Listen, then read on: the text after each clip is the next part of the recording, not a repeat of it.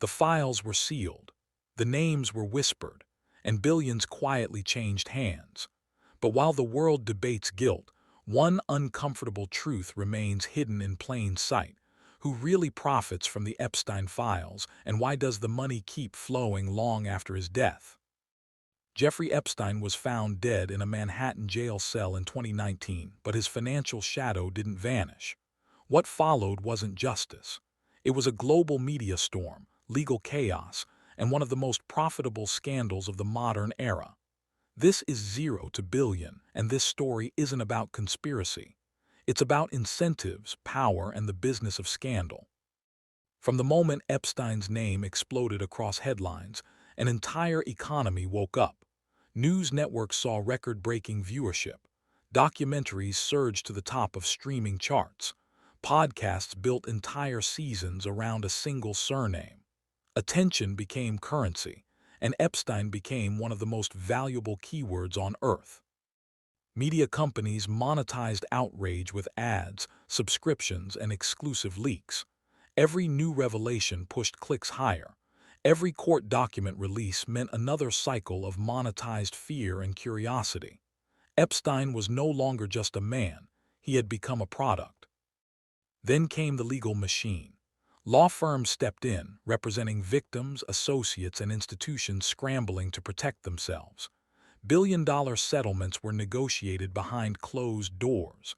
Legal fees stacked up silently, paid regardless of outcomes. For lawyers, the Epstein case wasn't about morality. It was about billable hours. Financial institutions quietly played their part too. For years, Epstein's accounts moved freely through elite systems. After his death, investigations revealed compliance failures, leading to massive fines.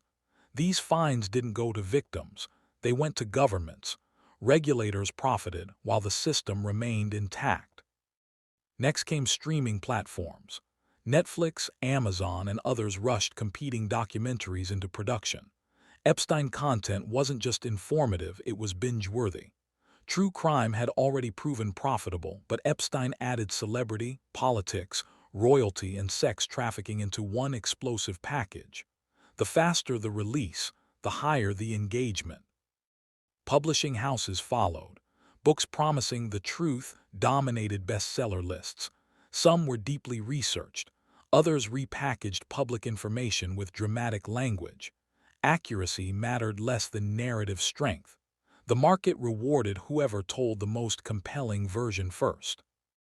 Even social media platforms benefited. Viral clips, leaked documents, reaction videos, and endless speculation drove algorithmic engagement. Outrage kept users scrolling. Platforms earned ad revenue while taking no responsibility for truth or consequences. And yet, the most protected asset in this ecosystem was information itself. Access to files, testimonies, and sealed documents became leverage. What was released mattered less than what stayed hidden. Silence became expensive. Exposure became selective. Meanwhile, the victims were pushed to the background. Settlements represented only a fraction of the total money generated. Pain created profit for others, while survivors fought for recognition, not revenue. Epstein understood this system before anyone else. He didn't just build wealth. He built access to billionaires, politicians, royalty, and institutions that rarely appear in headlines. Secrets were currency, and power could be traded like money. Even after death, that currency still circulates. Governments didn't profit directly, but power did. Congressional hearings boosted political profiles. Officials positioned themselves as defenders of justice. Some careers were resurrected, others quietly buried in procedural fog. Power thrives when the spotlight moves on. Even silence had value. Non-disclosure agreements protected reputations. Settlements ensured stories never reached court. Private negotiations preserved brands, corporations, and elite social circles. Silence wasn't free, it was purchased. The uncomfortable truth is this: no scandal collapses without redistributing wealth. From media outrage to lawsuits, from streaming platforms to social networks, money quietly changes hands. Epstein is gone, but the system he navigated remains profitable. This is why the story never ends, because too many people are making money from it, ending slowly. Scandals don't destroy systems, they feed them. Attention turns crimes into content. Silence turns accountability into profit. If you want to understand how power really works, how money moves in darkness and light, and how zero becomes billions through influence and control, stay with us. This is Zero to Billion,